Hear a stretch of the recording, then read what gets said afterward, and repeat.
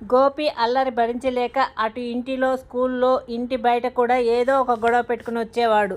గోపి అన్నా చెల్లెలు వాళ్ళ అమ్మా నాన్న చెప్పినట్లు వింటారు. గోపి ఏమిటంటే ఓవర్ హుషారు, అన్నీ తనకే తెలుసు అనే కాన్ఫిడెన్స్. ఇంట్లో పెద్దవారు ఏం చెప్పబోయినా నాకు తెలుసులే అంటూ వినను కూడా వినకుండా బయటకు వెళ్ళిపోయేవాడు. వాడితోటి ఫ్రెండ్స్ కూడా వీళ్ళు లాంటి వారే. ఈరోజు ఎవరిని ఏడిపిద్దామా అంటూ అనవసరంగా గొడవకు దిగేవారే.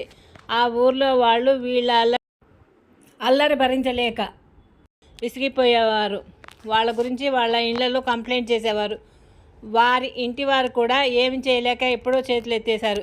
ఇక స్కూల్కి వెళ్తే క్లాస్ రూమ్లో క్లాస్ జరుగుతుంటే ఏవో మాటలు గుసగుసలాగా వినిపించేవి సార్కి. ఆయన కోపం వచ్చి క్లాస్ చెప్తూ వెనక్కి తిరిగి చూసి కోపంతో గోపి మీదకు చాక్ పీస్ విసిరేశాడు. అలాగే గోపిని లేపి నా క్లాస్ జరిగినంతసేపు నిలబడే ఉండు అంటూ పనిష్మెంట్ ఇచ్చేవాడు. అలా ఒక్కసారి కాదు, 2 సార్లు కాదు. ఎక్కువ పనిష్మెంట్ పడిన క్లాస్ పిల్లవాడు ఎవరైనా ఉన్నారంటే ఒక్క గోపినే.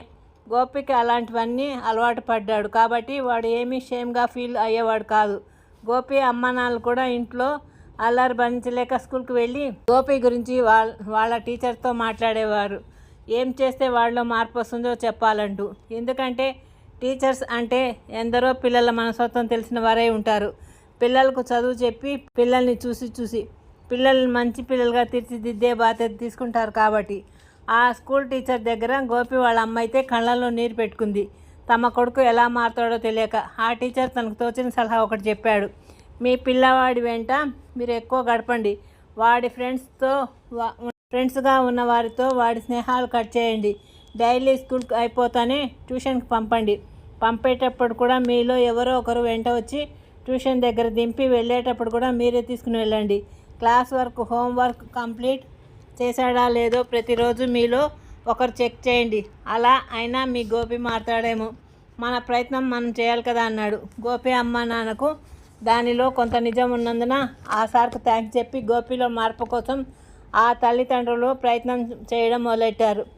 టీచర్ కూడా గోపిలో మార్పు కోసం సహాయం చేశాడు. అలాగే గోపిలో చిన్నగా మార్పు మొదలైంది. అల్లరి తగ్గించాడు. చదువుకోవడంలో శ్రద్ధ పెట్టాడు.